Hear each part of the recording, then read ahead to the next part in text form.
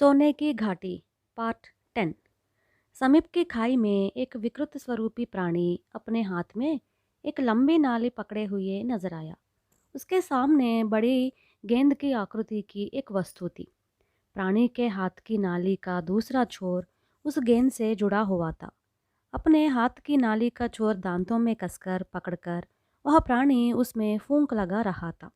ऐसे करते समय उसके मुंह से एक अनोखी रोशनी दमक रही थी। गेंद थोड़ी देर में रक्त की भांति लाल और फिर थोड़ी देर में काजल जैसी काली बनकर एक प्रकार का धुआं छोड़ने लगी। वह विचित्र जीव आगे की ओर झुककर उस धुएं को खींचने लगा। उसकी आंखें उल्लू की आंखें जैसी चमक रही थी। महामान, यह विचित्र दृश्य क्या है? जयराज ने मुनि से पूछा। यह घाटी स्वप्न भूमि का एक हिस्सा है। पृथ्वी पर जनता जो स्वप्न देखती है वे यहाँ प्रतिबिंबित होते हैं। एक ही प्रकार के सपने संक्षिप्त होकर एक विशेष रूप धारण करते हैं। इस समय तुम जो देख रहे हो वह कई हजार स्वप्नों का संक्षिप्त रूप है। अपने को अत्यंत बुद्धिमान समझने वाले वज्रमूर्खों के सपनों का यह रूप है। ऐसे सपने देखने वाले लोग इस विश्व को विश्वमय बना देते हैं। धनार्जन करने के लिए ये लोग गलत तरीके अपनाते हैं। इनके लिए धन ही सब कुछ है। धुआं खींचते हुए वह प्राणी सुअर की भांति गुर्रा रहा था। जो जो वह धुआं खींचता त्यों त्यों उसका पेट मिट्टी के बर्तन जैसा फूल रहा था। क्रमशः खुशी के स्थान पर उसके चेहरे पर पीड़ा नजर आने लगी। लगता है वह किसी प्रकार की पीड़ा का अनुभव कर रहा है। आखिर वह क्यों इतना दुखी है? जयराज ने कहा। हाँ हाँ, असहनीय पीड़ा हो रही है। जो लोग दूसरों को हित कामना नहीं करते उन लोगों को ऐसा ही दुर्गति हो जाती है। थोड़ी देर बाद वह प्राणी नीचे गिरकर चटपटाने लगा। जयराज उस दृश्य को देख न पाया। उसने अपनी दृष्टि दूसरी ओर कर ली। जिस ओर उसने देखा कि वहां जमीन पर से विचित्र कांति रेखाएं बाष्प की भांति ऊपर की ओर प्रसारित हो रही है। उन कांति रेखाओं से सटकर एक विशाल वटवृक्ष खड़ा था। एक ही कांति रेखा उस वृक्ष की नीची टहनी तक फैल रही थी। फिर भी गिद्ध जैसा कुछ विचित्र पक्षी अपने पंख फड़फड़ाकर उस कांति रेखाओं को ऊपर प्रसारित कर होने से रोककर बुझाने की कोशिश कर रहे थे। वहाँ का प्रकाश जनता की हित कामना करने वाले लोगों के सपनों का संकेत है। दुर्बल व्यक्तियों के सपने अधूरे ही रह जाते हैं, मुनि ने कहा। कांति रेखाओं को फैलने से रोकने वाले उन पक्षियों की बाबत क्या है? जयराज ने पूछा। जनता की सुख सुविधाओं पर ईर्ष्या करने वाले दुष्ट व्यक्तियों का संकेत है ये पक्षी। उन दुष्ट शक्तियों को निष्फल बनाना हो तो और अधिक दृढ़ निश्चय के साथ लड़ना होगा, मुनि ने समझाया। अब हमें संतुष्ट शांति भूमि में प्रवेश करना है। इसके लिए एक ही छलांग में इस खाई को पार करना है। क्या तुम पार कर सकते हो? मुनि ने पूछा। चलिए ना, हम दोनों साथ साथ छलांग लगाते हैं। अगर मुझे कुछ दिक्कत हुई तो आप मेरे साथ है ही, जयराज ने आत्मविश्वास के साथ कहा। अच्छी बात है। ऐसा आत्मविश्वास हो तो महान से महान कार्य भी साधा जा सकता है। मेरा हाथ पकड़कर अपनी सारी शक्ति बटोरकर मेरे साथ ही आगे की ओर कूद पड़ो। यह कहकर मुनि ने जयराज का हाथ थाम लिया। जयराज आंखें बंद कर मुनि के कथानुसार आगे की ओर कूद पड़ा। वर्षा की बूंद जैसे बड़ी सरलतापूर्वक जयराज घाटी के उस पार पहुंचा।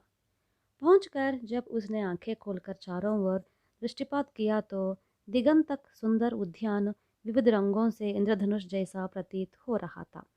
पक्षी कलवर कर रहे थे। मंद पवन जयराज के मन को मोहने लगी। विभिन्न वर्णों के पुष्प जैसे मेघ उसके सिर के समीप मंडरा रहे थे।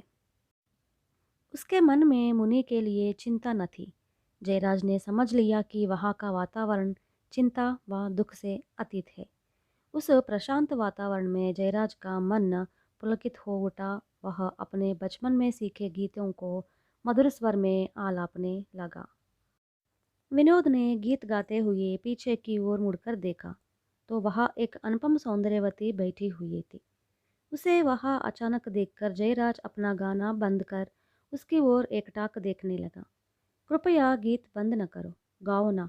तुम्हारा मधुर गीत सुनकर मुझे बड़ी प्रसन्नता हुई। दरअसल तुम्हारे संगीत के सुर मुझे यहाँ बरबस खींच लाए हैं। मैं तुम्हें पहली बार देख रहा हूँ, फिर भी तुम्हारा हास मुझे चिरपरिचित लग रहा है। तुम कभी हमारे सोने की घाटी वाले राज्य में गई थी? जयराज ने पूछा। उस युवती ने कहा, नहीं। जयराज ने कहने लगा, मैं अक्सर हमारी राजधानी के पास के जंगलों में जाता था और वहाँ खेल कूद कर आता था। उसी समय एक विचित्र पक्षी आती थी और कहती थी, सुदूर तट पर रहने वाली युवरानी युवरानी। और उस समय मेरी आंखों के सामने अस्पष्ट रूप में एक युवती का चेहरा झलकता था। अभी तुम्हें यहाँ देखने पर मुझे उस युवती का स्मरण हो रहा है। जयराज ने कहा, ऐसी बात है। मैं इस भूमि की युवराज्ञी हूँ। मैं जब सो जाती हूँ तब अक्सर मुझे कोई गीतालाप सुनाई देता है। वह गीत और अभी इस वक्त तुम दो गीत गा रहे हो, यह एक जैसा है। मैं ही क्या, यहाँ का कोई भी व्यक्ति गा नहीं सकता। इस प्रकार गाने का सौभाग्य हमें प्राप्त नहीं है।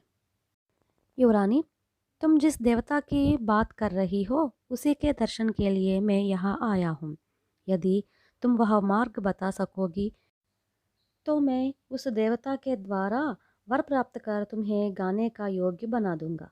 जयराज ने उत्साह में आकर कहा, मैं भी तुमको एक रहस्य बता दूंगी। इस नील पर्वत के शिखर पर एक विचित्र पौधा है। इसमें साल भर में एक ही फल आता है। उस फल को नक्षत्र फल कहते हैं। उस फल का सेवन करने वाला इस भूमि को पार करके देवता के स्थान पर पहुंच सकता है। युवरानी ने उत्तर दिया। तो तुमने आज तक वह फल क्यों नहीं खाया? जयराज युवरानी से पूछा। प्रश्न सुनकर युवरानी हंस पड़ी और बोली, तुम मानव लोग जैसे अनेक प्रकार के आहार ग्रहण करते हो वैसे हम आहार नहीं लेते। तो फिर तुम लोगों को आवश्यक शक्ति भला कैसे मिलती है? जयराज ने आश्चर्य से पूछा। फूल जैसा ही उसी ढंग से हम बढ़ते हैं। सूर्य के प्रकाश से हमें आवश्यक शक्ति प्राप्त होती है। इसलिए हम भूख प्यास से परे होते हैं। हाँ, बात सच है कि इस वक्त मुझे भूख नहीं है, पर चाहे तो बिना भूख लगे ही उस फल को खाए तो जा सकता है ना? जयराज ने कहा, संभव नहीं, क्योंकि इस भूमि पर जो कार्य अनावश्यक है उन्हें कोई चाहने पर भी कर नहीं सकता है। युवरानी ने स्पष्ट कह दिया। उसी समय वहाँ एक हिरण दौड़ता हुआ आ पहुँचा। कहानी और है।